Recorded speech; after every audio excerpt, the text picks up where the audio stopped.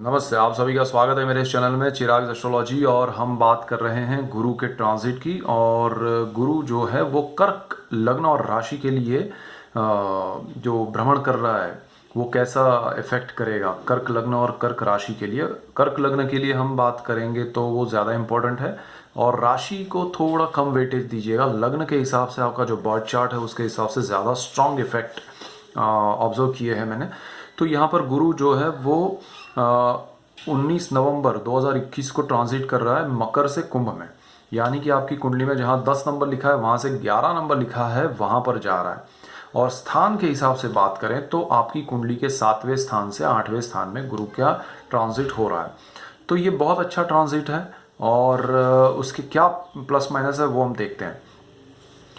तो कर्क लग्न और राशि के लिए अष्टम भाव में जो गुरु आ रहा है कुंभ राशि में, तो वो अप्रैल तक तो यहाँ रहेगा। तो अप्रैल तक की ही हम बात कर रहे हैं। फिर अप्रैल के बाद वो जा रहा है मीन में ड्यूरिंग द अप्रैल। तो हम मीन में कितना रहेगा क्या रहेगा वो सारा पोजीशन बाद में देखेंगे। पहले यहाँ तक का देखते हैं कि 19 नवंबर से अप्रैल तक। तो अष्टम भाव है वो आपके पूर्व जन्म के कुछ चीज़ों को रिफ्लेक्ट करता है। कुछ चीज़ें इस जन्म के डेप्थ को लेके, अगर हम कहें कि आपके थॉट्स जो डीप थॉट्स हैं, एक होता है कि हम सामाजिक भाव से दुनिया में जो जीते हैं, व्यवहारिक जीवन जो होता है, लेकिन कहीं ना कहीं हमारे सबकॉन्शियस में जो चीज़ें चलती है वो सबकॉन्शियस यानी कि हमारा जो एक मन है जो अंदर ही अंदर चलता रहता है विचारों से। हमारी एक अलग दुनिया बनी रहती है। तो उस मन की हम बात कर रहे हैं। तो उसकी जो घटनाएं हैं जो दिमाग में वो चलती रहती हैं बरसों से, सदियों से, उसको यहाँ पर इफेक्ट करेगा ये गुरु। यहाँ पर गुप्त रोग, गुप्त धन, गुप्त विद्याएं, ये सारी चीज़ें ये अष्टम भाव में है और गुरु वहाँ पर आ रहा है।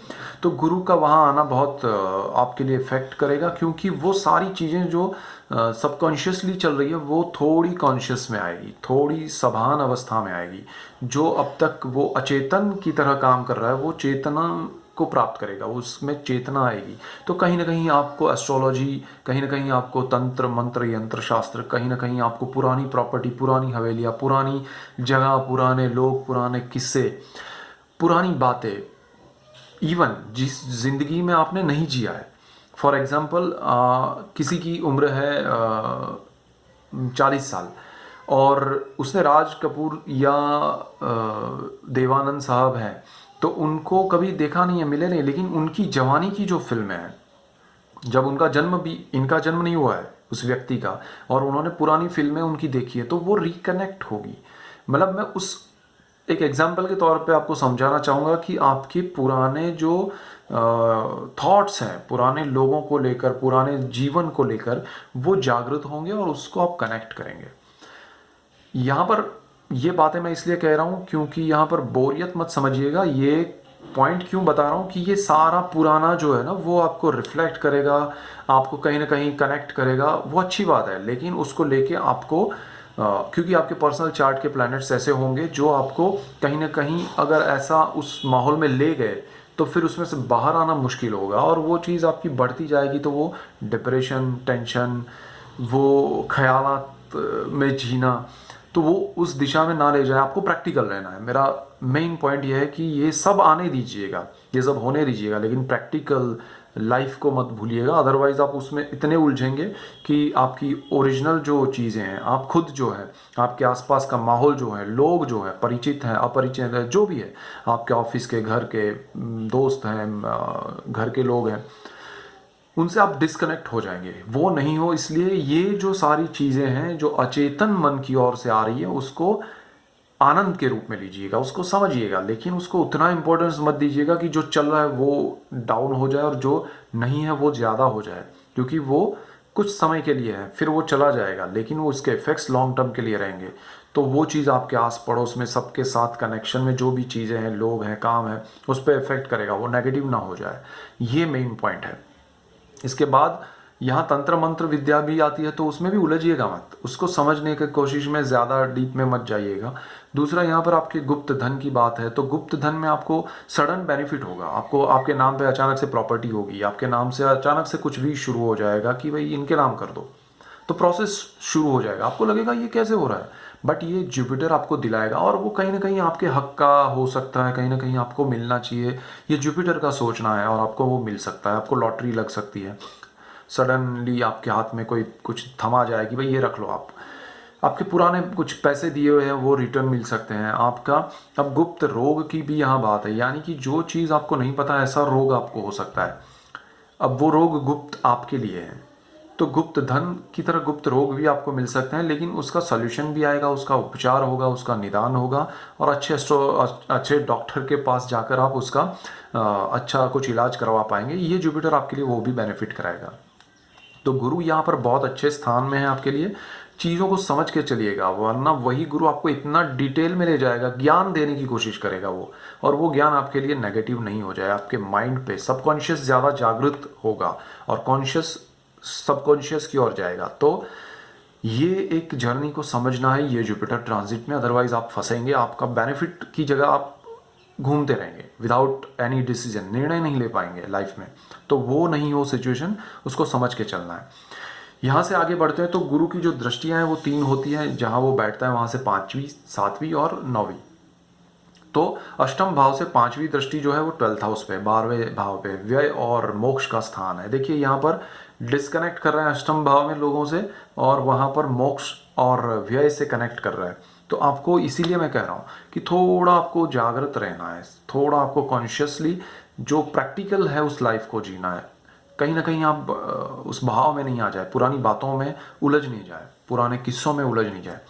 तो 12th हाउस का मोक्ष का स्थान है, आप पूजा पाठ भक्ति भाव बढ़ाएंगे और फिर उसकी वजह से आपको लगेगा कि संसार क्या है यार, मोह क्या है, उसको छोड़ने की कोशिश करेंगे, लेकिन वो पूरा छूटने वाला है नहीं, तो आप आधे अधूरे रह जाएंगे। तो प्रॉपर है कि आप प्रैक्टिकली उस थॉट्स को कि भाई हाँ आ रहे थॉट्स, ऐसा हो रहा है, ये ट्रांजिट के इफेक्ट्स हैं, उससे ज़्यादा आपको उसको पकड़ के नहीं चलना है, उसके बहाव में नहीं आ जाना है, वरना आपको तकलीफ हो सकती है, मेंटल स्ट्रेस और नेगेटिविटी बढ़ सकती है, खर्च आपका बढ़ सकता है, जो आपके क्योंकि रोग आपको लगेगा, कोई मेंटली एक अपीयरेंस होगा कि थॉट्स बदल रहे हैं, तो वो नेगेटिविटी और वो डिप्रेशन, वो थॉट में बदलाव, वो चीज़ आपको साइकोलॉजिस्ट के पास ले जाने के लिए मजबूर ना करे, पैसे खर्च ना हो, वो ध्यान रखना है।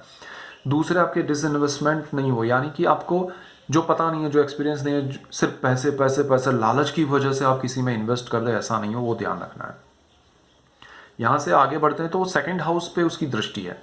हाँ, ये 12th हाउस वाला एक चीज़ कि विदेश के साथ अच्छा जुपिटर कनेक्ट करेगा। जिनको विदेश जाना है बेस्ट है, विदेश की कंपनी में जॉब करना है बेस्ट है, विदेश में पढ़ाई करना है बेस्ट है, और आपके लिए बहुत अच्छे विदेश के मौके हैं। विदेश के साथ कुछ भी होगा तो आपके लिए बेस्ट होगा, तो वो चीज़ आप ध्यान में रखिएगा, आपको बेनिफिट है। हाँ, अभी दूसरी जो उसकी दृष्टि है वो आपके 2nd हाउस पे, सेविंग्स पे है। तो सेविंग्स के स्थान पे उसकी डायरेक्ट 8वें स्थान से बिल्कुल सामने 7वीं दृष्टि दूसरे स्थान पे पड़ेगी। धन संचय का है, परिवार का है, वाणी का है, तो इन सारी चीज़ों में बढ़ोतरी होगी, बहुत बेनिफिट होगा। और सूर्य अगर अच्छा रहा तो और अच्छा आपको बेनिफिट होगा, चंद्र अच्छा रहा तो और बेनिफिट होगा, क्योंकि चंद्र लगने से सूर्य 2nd हाउस मालिक है। तो कुंडली में इन दोनों का कॉम्बिनेशन है, दशाओं का कुछ अच्छा हो रहा है गुरु के साथ, तो बहुत अच्छा हो जाएगा।